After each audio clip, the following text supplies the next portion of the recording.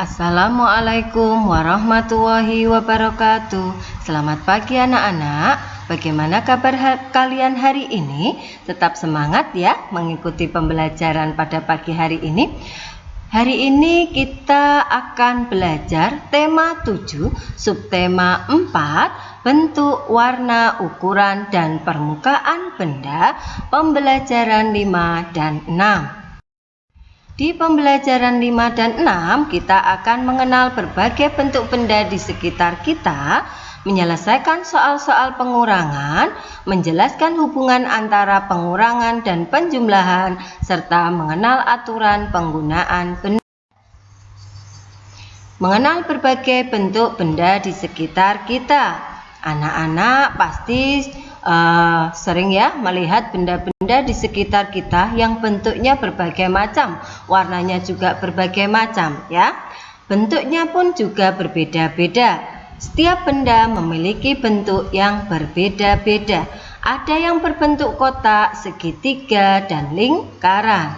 Ada benda yang permukaannya halus, ada pula benda yang permukaannya kasar. Benda-benda di sekitar kita sangat beragam.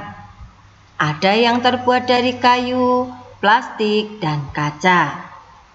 Ada pula yang terbuat dari besi, karet, dan kertas. Benda-benda di sekitar kita memiliki kegunaan yang berbeda-beda. Nah, anak-anak kemarin sudah mendeskripsikan benda beserta warnanya, kegunaannya, terbuat dari apa. Nah, sekarang kita akan lebih dalam lagi belajar tentang bentuk benda dan manfaat. Nah, anak-anak lihat, perhatikan gambar apa ya? Nah, gambar sepeda. Anak-anak bisa naik sepeda? Iya, coba perhatikan sepedamu di rumah.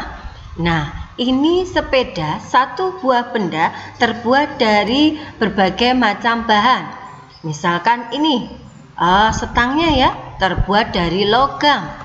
Ini juga terbuat dari logam. Ini juga logam. Nah, tempat duduknya, ini tempat duduknya ya. Anak-anak biasanya duduk itu empuk. Nah, terbuat dari lapisannya adalah plastik, di dalamnya ada busa atau gabus ya, supaya lebih empuk kalau diduduki, tidak keras. Nah, nanti kalau keras pantatnya sakit. Nah, kemudian ada ban sepedanya terbuat dari karet, ban depan belakang terbuat dari karet. Terus ini sadelnya, ini terbuat dari plastik biasanya ya. Nah, anak-anak bisa mengidentifikasi bahan untuk membuat benda-benda tersebut. Kemarin sudah mendeskripsikan ya. Nah, sepeda ini digunakan untuk biasanya anak-anak bermain ya. Nah, biasanya untuk bepergian yang jaraknya dekat pakai sepeda untuk mengurangi polusi udara. Bisa juga digunakan untuk olahraga biar sehat, bersepeda di pagi hari atau sore hari. Nah, Bu Guru punya apa ya ini ya? Gelas ya, 2 buah gelas. Gelas ada yang terbuat dari plastik, ada pula yang terbuat dari kaca. Biasanya anak-anak di rumah karena masih kecil ya, anak-anak diberikan gelasnya yang terbuat dari plastik supaya tidak mudah pecah. Gelas yang terbuat dari kaca bisa pecah, kita harus berhati-hati saat menggunakannya. Gelas digunakan untuk minum. Nah, gelas digunakan untuk minum, jangan digunakan untuk yang lain. Misalkan gelas digunakan untuk mengambil pasir. Nah, kan bukan peruntukannya. Jadi gunakanlah benda sesuai dengan fungsinya. Supaya apa? Bendanya lebih awet, lebih tahan lama. Contoh lagi, misalkan ada spring bed ya di rumah tempat tidur. Nah, biasanya dipakai untuk apa ya? Tidur. Nah, ada kan anak-anak yang dipakai untuk enjot-enjotan, apa itu ya? Lompat-lompat. Nah, lompat-lompat di kasur. Nanti kasurnya tidak akan lama, pasti rusak karena tidak digunakan sesuai fungsinya. Seperti itu ya anak-anak, semoga lebih jelas. Nah, sekarang ada botol. Anak-anak punya botol di rumah? Ya, terbuat dari plastik, ada yang terbuat dari kaca, digunakan untuk tempat minum. Ada juga buku terbuat dari kertas. Biasanya anak-anak gunakan kalau buku tulis untuk menulis, buku gambar untuk menggambar. Terus buku cerita kita bisa pakai untuk membaca cerita. Kemudian ada kursi terbuat dari kayu, digunakan untuk duduk, jangan digunakan untuk lompat-lompat. Nah, ada selimut, biasa kita gunakan untuk selimut ketika kita tidur supaya tidak kedinginan.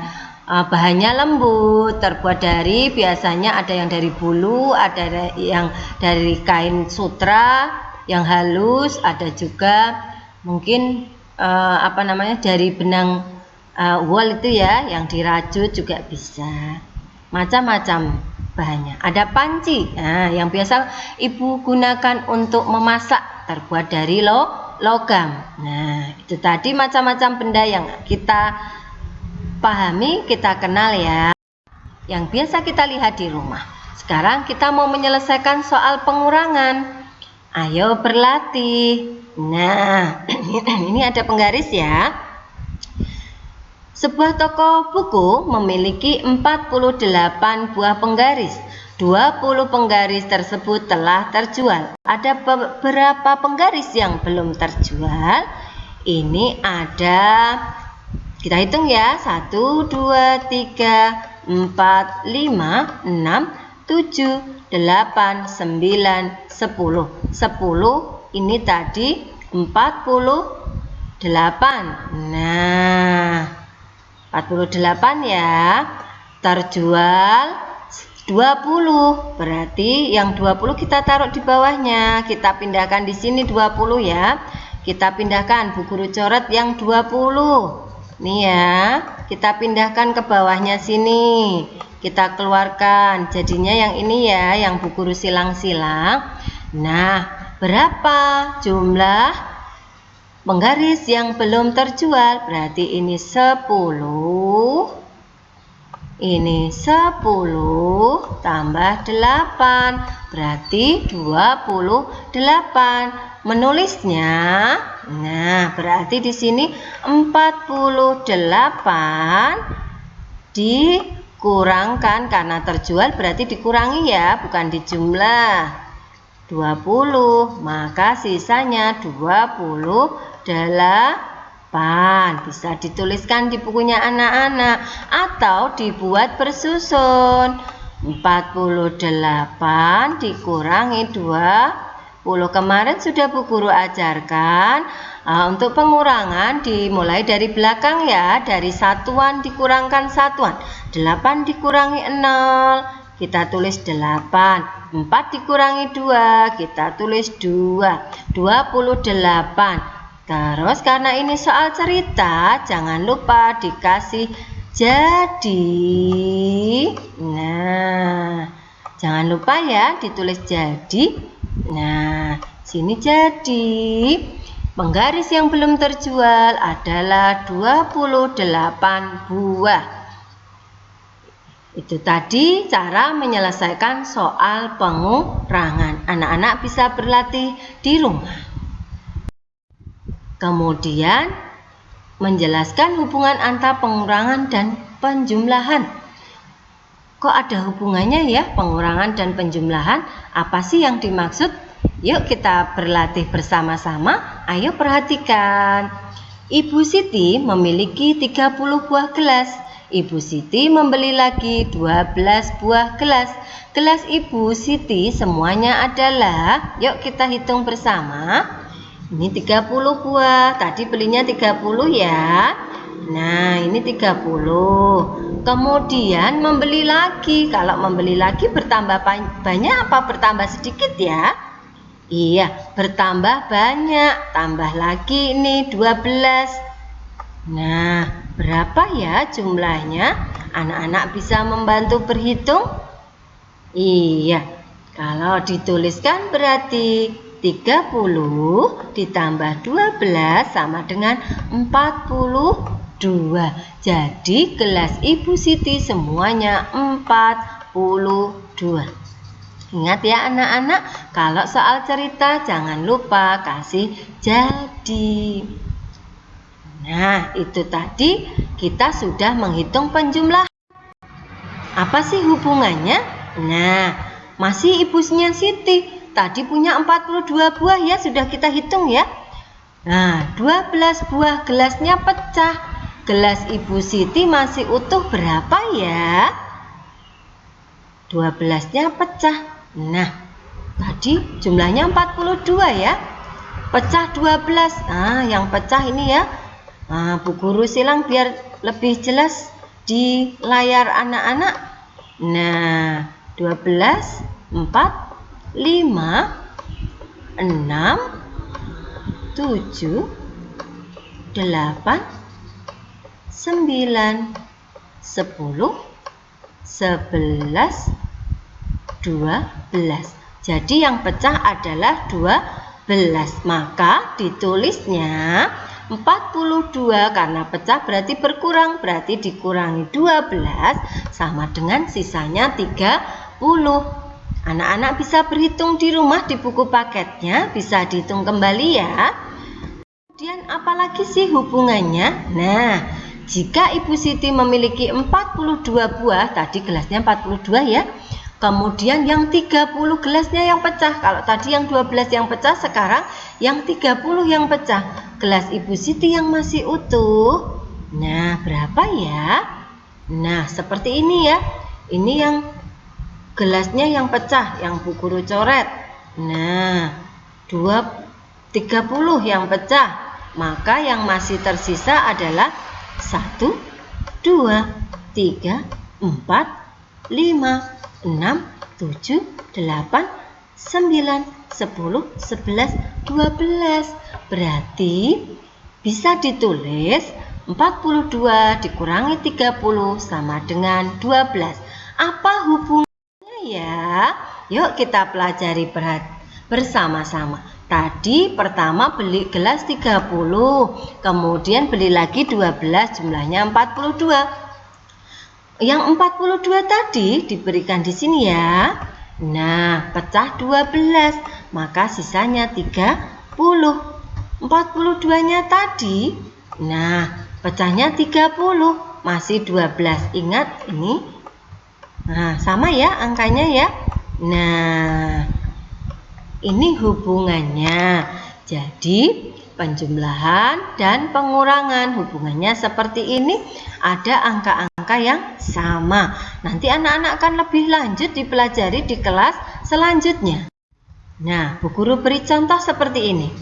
41 ditambah 38 sama dengan 79. Kita hubungannya dengan pengurangan. Nah, Bu Guru jadikan seperti ini. 79 ini ya, dari ini ya. Nah, perhatikan. Dikurangi 38, 38-nya sama. Ini ya, Bu Guru ambil angka dari situ. Hasilnya 41 sama dengan yang di sini. Nah, inilah hubungannya. Coba sekarang satu lagi. Hubungannya yang seperti apa? Nah, ini 79, 41-nya yang di sini. Hasilnya ini. Angkanya adalah, nah, angkanya identik sama dengan angka-angka yang di depan tadi. Itulah hubungannya antara penjumlahan dan pengurangan. Penjumlahan bisa dibuat dengan pengurangan. Contohnya seperti ini dan ini ya. Itu tadi hubungan antara penjumlahan dan pengurangan. Anak-anak bisa lebih dalam lagi di buku paket anak-anak bisa dikerjakan secara mandiri. Kemudian mengenal aturan penggunaan benda. Ada aturan saat kita menggunakan benda di rumah. Setiap benda memiliki fungsinya masing-masing. Misalkan menyapu lantai menggunakan sapu ijuk, sedangkan menyapu halaman menggunakan sapu lidi. Jangan dibalik, menyapu lantai pakai sapu lidi nanti tidak bersih-bersih ya. Sedangkan menyapu halaman yang tanah pakai sapu ijuk, nanti juga sapu ijuknya malah kotor, jadi rusak. Benda yang digunakan sesuai fungsinya membuat lebih awet dan tidak cepat rusak. Misalnya pensil digunakan untuk menulis di kertas, jangan pensil digunakan untuk menulis di lantai atau di tembok. Nanti pensilnya cepat patah, akhirnya kalian keroti, akhirnya cepat habis. Kasur untuk tempat tidur, jangan digunakan untuk lompat-lompat, nanti cepat rusak juga. Sendok untuk makan, jangan digunakan untuk mengambil tanah, nanti sendoknya kotor, cepat berkarat ya, dan lain sebagainya. Gunakan benda yang ada di rumah sesuai dengan fungsinya. Anak-anak bisa belajar menggunakan benda sesuai dengan fungsinya. Jika tidak tahu, bisa tanya kepada ayah, ibu, kakak, atau saudara yang ada di rumah. Nah, itu tadi adalah pembelajaran kita pada pagi hari ini. Semoga bermanfaat, anak-anak tetap semangat untuk belajar, menimba ilmu, raih cita-cita kalian setinggi langit. Selamat belajar. Wassalamualaikum warahmatullahi wabarakatuh.